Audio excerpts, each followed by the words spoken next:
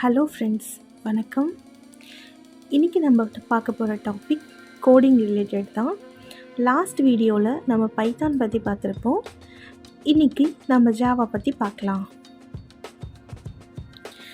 Java ஒரு developing language. Almost 30 இயர்ஸாக யூசேஜில் இருக்குது. இப்போவுமே டாப்பில் தான் இருக்குது. பைத்தானை விட ஜாவா கொஞ்சம் டிஃப்ரெண்ட்டாக இருக்கும். இதில் ஃபுல் அண்ட் ஃபுல் கோடிங் தான் நம்ம பார்க்க போகிறோம். சிலபஸ் எந்த மாதிரி இருக்கும் அப்படிங்கிறதுக்கு ஒரு ஐடியா சொல்கிறேன். இந்த மாதிரி தான் சிலபஸ் இருக்கும் உங்களுக்கு. ஜாவாவில் 2 லெவல்ஸ் இருக்குது. லெவல் 1ல் core Java and advanced topics cover பண்ணுவாங்க. இதில் கோர் ஜாவாவில் ரொம்ப பேசிக்காக இருக்கக்கூடிய ஸ்டெப்ஸ் எல்லாமே நம்ம பார்ப்போம். அந்த ஸ்டெப்ஸ் எல்லாம் என்ன மாதிரி இருக்கும் அப்படின்னா, சின்டாக்ஸ், எப்படி ஒரு ஃபங்க்ஷனு இல்லைனா ஒரு ஃபண்டமெண்டல், அதாவது ஒரு ப்ரோக்ராமை எப்படி ஸ்டார்ட் பண்ணணும், ஓப்பன் ப்ராக்கெட் எங்கே போடணும், அதில் செமிகோலன் எந்த மாதிரி வைக்கணும். ஸோ இவ்வளோ பேசிக்லேருந்து நமக்கு ஸ்டார்ட் பண்ணுவாங்க. ஃப்ரம் த ஸ்க்ராட்ச்லேருந்து பார்க்குற மாதிரி தான் இருக்கும். இதில் கோர் ஜாவாவில் ஃபங்க்ஷன்ஸ், அரே, ஸ்ட்ரிங்கு, பேசிக் ஹூப்ஸ் கான்செப்ட், இந்த மாதிரி பேசிக்காக இருக்கக்கூடிய டாபிக்ஸ் எல்லாமே எலாபரேட்டாக கவர் பண்ணுவாங்க. பிகாஸ் இந்த பேசிக்ஸ் ரொம்ப ஸ்ட்ராங்காக தெரியல அப்படி இல்லைன்னா ஃபர்தராக நம்மளால் எந்த ஒரு ஸ்டெப்புமே மூவ் பண்ண முடியாது. ஸோ பேசிக் ரொம்ப ரொம்ப ஸ்ட்ராங்காக நம்மளுக்கு கவர் பண்ணுற மாதிரி இருக்கும். இன்னொரு முக்கியமான விஷயம் என்னென்னா, நம்ம கற்றுக்கிற பேசிக்ஸ் எல்லாமே day by day work out பண்ணி பார்த்துட்டே இருக்கணும். நம்மளே ஓனாக ரிவைஸ் பண்ணி ப்ரோக்ராமிங் வேறு மாதிரி க்ரியேட் பண்ணி கூட நம்ம செக் பண்ணி பார்க்கணும், அவுட்புட் வருதா என்ன அப்படின்ட்டு. நம்மளே நல்லா ஸ்ட்ராங்காக இருக்கோம் அப்படின்ற ஒரு கான்ஃபிடென்ட் வந்ததுக்கப்புறம் நெக்ஸ்ட்டு அட்வான்ஸ்டு டாபிக் மூவ் பண்ணலாம். அட்வான்ஸ்டு டாப்பிக்கில் நிறைய frame works, basics, methods cover பண்ணுற மாதிரி இருக்கும். அதில் பார்த்தீங்க அப்படின்னா J2EE அப்படிங்கிற ஒரு ஃப்ரேம் ஒர்க் ரொம்ப ரொம்ப இம்பார்ட்டண்ட்டாக இப்போ எல்லாருமே கவர் பண்ணிகிட்ருக்காங்க இண்டஸ்ட்ரியில். So J2EE topics, JCP topics, JDBC topics, இது எல்லாமே அட்வான்ஸ் லெவலில் கவர் பண்ணுற மாதிரி இருக்கும். இது கூடவே உங்களுக்கு file handling, error handling, exception handling, நம்ம ஒரு ப்ரோக்ராமிங் ரன் பண்ணி பார்க்குறோம், அதில் எந்த லைனில் மிஸ்டேக் இருக்குது அப்படிங்கிறத கரெக்டாக அனலிசிஸ் பண்ணணும் அப்படின்னா அந்த ஃபுல் ப்ரோக்ராமிங்கில் டாப் டு பாட்டம் நம்ம நாலேஜ் இருந்தால் மட்டும்தான் அதை ஐடென்டிஃபை பண்ண முடியும். அதுக்கு உண்டான நாலேஜையும் நீங்கள் அட்வான்ஸ்டு டாப்பிக்லேயே பார்ப்பீங்க. இந்த மாதிரி சில ட்ரிக்ஸ் அண்ட் ஸ்டாட்டிக்ஸ் மெத்தட்ஸ் எல்லாமே உங்களுக்கு அட்வான்ஸ்டு டாப்பிக்கில் தான் கவர் பண்ணுற மாதிரி இருக்கும். இந்த அட்வான்ஸ்டு டாபிக்ஸ் எல்லாமே நம்ம தரோவாக லேர்ன் பண்ணதுக்கப்புறம் ஒர்க் அவுட் பண்ணி பார்க்கணும். Work out means daily practice பண்ணி பார்க்கணும். கோர் ஜாவாவில் கற்றுக்கிட்ட டாபிக்ஸையும் அட்வான்ஸ்டு டாபிக்ஸையும் ரிலேட் பண்ணி நாம்ளே வீட்டில் ப்ராக்டிஸ் பண்ணி பார்க்கணும். லெவல் 1ல் ரொம்ப ஸ்ட்ராங்கானதுக்கப்புறம் லெவல் 2 நம்ம மூவ் பண்ணலாம். லெவல் 2ல் அட்வான்ஸ்டு ஃப்ரேம் ஒர்க்ஸ் நமக்கு சொல்லித் தருவாங்க. இந்த ஃப்ரேம் ஒர்க்ஸ்னால் என்ன, ஏன் இந்த ஃப்ரேம் ஒர்க்ஸ் இல்லாமல் நம்மளால் ஒரு ப்ராஜெக்ட் சக்ஸஸ்ஃபுல்லாக லீட் பண்ண முடியாதா அப்படின்னு கேட்டால், கண்டிப்பாக வித்தவுட் ஃப்ரேம் ஒர்க் நம்மளால் ஒரு ப்ராஜெக்டை சக்ஸஸ்ஃபுல்லாக லீட் பண்ண முடியாது.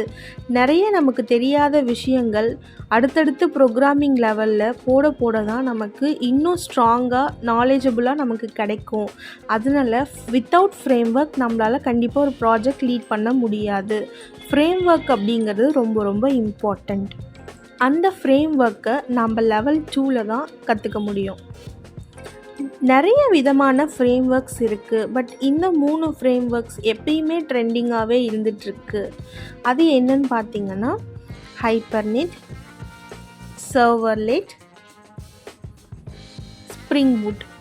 இந்த 3 கான்செப்ட்டுமே நல்லா தரோவா இருந்தால் நம்மள அடிச்சிக்கிறதுக்கு ஆளே கிடையாது. எந்த லெவல் ஆஃப் ஃப்ரேம் ஒர்க் நமக்கு கொடுத்தாலும் லைக் ப்ராஜெக்ட் நமக்கு கொடுத்தாலும் நம்மளால் அதை ஈஸியாக முடித்து அவுட்புட் காட்டுறதுக்கு தெரியும். லெவல் 1ல் பார்த்த மாதிரி தான் இதுலேயும் ப்ராக்டிஸிங்குங்கிறது ரொம்ப ரொம்ப இம்பார்ட்டண்ட். கண்டினியூவஸாக ப்ராக்டிஸ் பண்ணிக்கிட்டே இருக்கணும். அப்போ தான் ஃபுல்லாக நம்ம சஸ்டெயின் பண்ணுறதுக்கு ஹெல்ப்ஃபுல்லாக இருக்கும். இதில் இருக்கிற கிளாஸிஃபிகேஷன்ஸையும் நம்ம நிறைய ப்ராக்டிஸ் பண்ண வேண்டியிருக்கும். அதுக்கப்புறம் லெவல் 1ஐயும் லெவல் 2வையும் கம்பேர் பண்ணிவிட்டு ரெண்டுத்தையும் வச்சு ப்ராக்டிஸ் பண்ணணும். ரெண்டும் ரிலேட்டட் ஆகிற ப்ரோக்ராமிங்ஸ் எல்லாமே எடுத்து நாம்ளே ஓனாக ஒர்க் அவுட் பண்ணி பார்க்கணும். அதில் எப்படி அவுட்புட் வருது, அதில் ஏதாவது மிஸ்டேக் வந்ததுன்னா எந்த இடத்துல இருக்குது, எந்த லைனில் இருக்குது அப்படிங்கிறது நமக்கு ஐடென்டிஃபை பண்ண தெரியணும். அந்தளவுக்கு நம்ம தரோவாக ஜாவாவில் எக்ஸ்பர்ட்டாக இருக்கிறோம் அப்படின்ற பட்சத்தில் ஜாப் அஷூரன்ஸ் நமக்கு நிறையவே இருக்கும். நம்மளோட சேல்ரியை நாம்ளே கம்பெனிக்கிட்ட டிமாண்ட் பண்ணி நம்மளோட சேல்ரி வாங்குறதுக்கு ரொம்ப ரொம்ப யூஸ்ஃபுல்லாக இருக்கும் இந்த ப்ராக்டிஸிங் அண்ட் இந்த நாலேஜ்.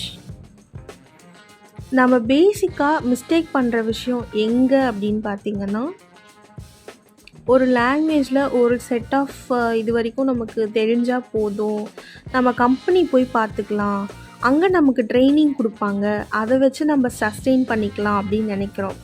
பட் அது ஒரு ஸ்கூலோ ஒரு காலேஜோ கிடையாது. நம்மளுக்கு ட்ரெயின் பண்ணி அதுக்கப்புறம் நம்மளை வேலைக்கு எடுக்கிற டைமிங்க்கு 4-5 ஸ்டாஃப் தெரிஞ்ச ஸ்டாஃப் வச்சுட்டு ஒர்க் பண்ணிட்டா அவனுக்கு அங்கே ப்ராஜெக்ட் சக்ஸஸ்ஃபுல் ஆகும்.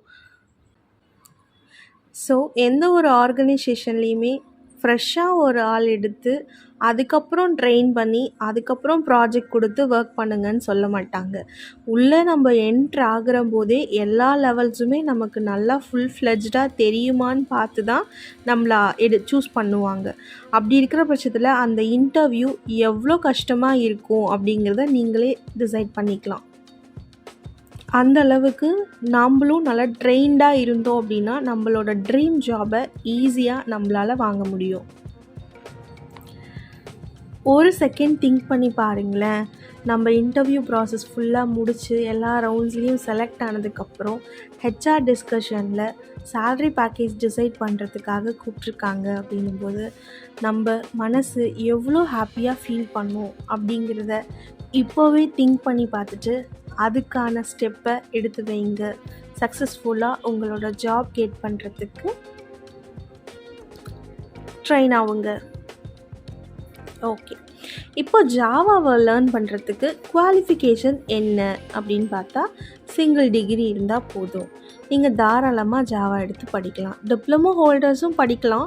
பட் ஜாப் ரிலேட்டட் வரும்போது டிகிரி ஹோல்டர்ஸ்க்கு தான் மஸ்ட்டாக ஃபர்ஸ்ட் ப்ரிஃபரன்ஸ் கொடுப்பாங்க. அப்போ நம்ம செகண்டரி கேட்டகரியில் வந்துடுவோம். அதனால சிங்கிள் டிகிரி முடித்ததுக்கப்புறம் நம்ம ஜாவாவை லேர்ன் பண்ணிவிட்டு அதுக்கப்புறம் நம்ம ஜாப்க்கு ட்ரை பண்ணோம்னா ஈஸியாக நம்ம ஜாப் கிடச்சிட்டோம். ஓகே, டிகிரியும் முடித்தாச்சு, ஜாவாவும் முடிச்சிட்டோம். ஃப்ரெஷராக நம்ம இந்த ஜாபில் ஜாயின் பண்ணுறோம் அப்படின்னா அவங்களுக்கு சேல்ரி எப்படி இருக்குன்னு பார்த்தீங்கன்னா 2 LPAலேருந்து 3 LPA வரைக்கும் இருக்கும். நான் சொல்கிறது per annum.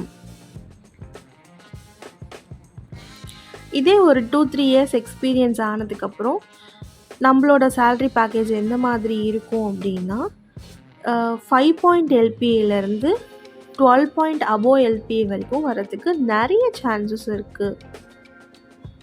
இதை நீங்கள் தாராளமாக மந்த்லிக்கு கன்வெர்ட் பண்ணி பார்த்துக்கலாம். ஓகே, இப்போ நம்ம இந்த கோர்ஸை எப்படி தரோவாக லேர்ன் பண்ணுறது அப்படிங்கிற டவுட் உங்கள் எல்லாருக்குமே இருக்கும். நிறைய ஆன்லைன் வெப்சைட்டுமே இருக்குது நீங்கள் லேர்ன் பண்ணுறதுக்கு. பட் ப்ராப்பராக ஒரு கோச்சிங் சென்டரில் ஜாயின் பண்ணிவிட்டு நீங்கள் ப்ராக்டிஸ் எடுக்கும்போது ப்ராக்டிக்கல் ட்ரைனிங்காகவும் இருக்கும், தியரிட்டிக்கலாகவும் நிறைய டாபிக்ஸ் நம்ம லேர்ன் பண்ணுற மாதிரி இருக்கும்.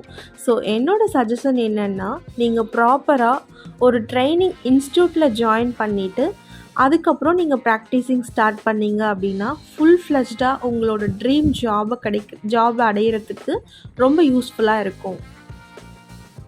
ரொம்ப முக்கியமான விஷயம் என்னென்னா, அந்த கோச்சிங் சென்டரில் ப்ராக்டிஸிங்க்கு ப்ராக்டிக்கல் செஷன்ஸ் இருக்கா, எவ்வளோ ஹவர்ஸ் இருக்குது அப்படிங்கிறத கேட்டுக்கிட்டு நீங்கள் ஜாயின் பண்ணலாம்.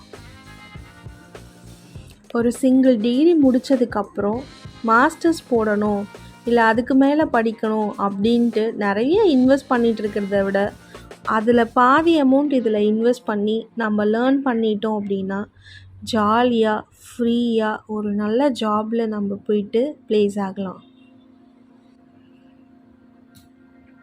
ஓகே, இப்போ ஃப்ரெஷர்ஸ்க்கான இது முடிச்சுது. இப்போ கெரியர் கேப் இருக்குது. நான் வந்து 2013 முடிச்சிட்டேன், ஆர் நான் 2017 முடிச்சிருக்கேன். அதுக்கப்புறம் நான் ஐடியில் ஒர்க் பண்ணிகிட்ருக்கேன்.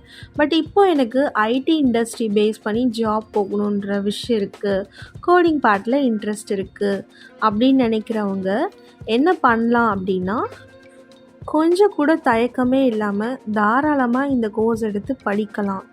ஜாவா படிச்சுட்டு நல்லா ப்ராக்டிஸ் ஆகிட்டு ஒரு start up company or mid scale company choose பண்ணி ப்ளேஸ் ஆகலாம்.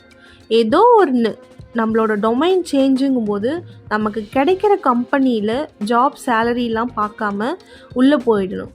அதுக்கப்புறம் ஒரு 1 இயர் ஆர் 2 இயர்ஸ் எக்ஸ்பீரியன்ஸ் ஆகிட்டு டயர் 1 கம்பெனிஸ்க்கு நம்ம மூவ் பண்ணும்போது நம்ம எதிர்பார்த்த மாதிரி சேலரி இருக்கும்.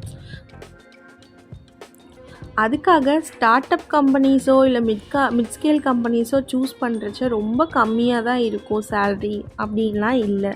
அதுலேயும் ஒரு ஆவரேஜான சேல்ரி நமக்கு கிடைக்கும், சஸ்டெயின் ஆகிற அளவுக்கு இருக்கும். அதுக்கப்புறம் நீங்கள் டயர் 1 மூவ் பண்ணும்போது நம்ம கரெக்டான சேல்ரி வாங்குகிற மாதிரி இருக்கும். ஸோ கெரியர் கேப் இருக்கிறவங்க இந்த ஸ்டாட்டிக் ஃபாலோ பண்ணோம் அப்படின்னா ஈஸியாக அவங்களும் ஐடி ஜாப்க்கு மூவ் பண்ண முடியும், தாராளமாக எடுத்து படிக்கவும் முடியும். ஜாப் ரோல்ஸ் என்னென்ன மாதிரி இருக்கும்னா, software developer, software designer, software analyser, software maintenance, software developer and tester, software technical designer, and then Java double E developer. இந்த மாதிரி ரோல்ஸ் எல்லாம் உங்களுக்கு இருக்கும். ஜாப் ஓப்பனிங்ஸ் எந்தெந்த பிளேஸில் கிடைக்கும் அப்படின்னு பார்த்தீங்கன்னா, Chennai, Bangalore, Hyderabad, Mumbai, Pune and the rest of India. More then experience இருக்குது அப்படின்னா கண்டிப்பாக ஃபாரின் ஆப்பர்ச்சுனிட்டிஸ்க்கும் சான்சஸ் இருக்குது. ஓகே கைஸ், இந்த வீடியோ உங்களுக்கு பிடிச்சிருக்குன்னு நினைக்கிறேன். அதே நேரத்தில் ரொம்ப யூஸ்ஃபுல்லாக இருக்கணும்னு நம்புகிறேன். நெக்ஸ்ட்டு வீடியோவில் வேறு ஒரு ப்ரோக்ராமிங் லாங்குவேஜ் பற்றின ஃபுல் டீட்டெயில்ஸ் எலாபரேட்டாக நம்ம பார்க்கலாம். தேங்க்யூ.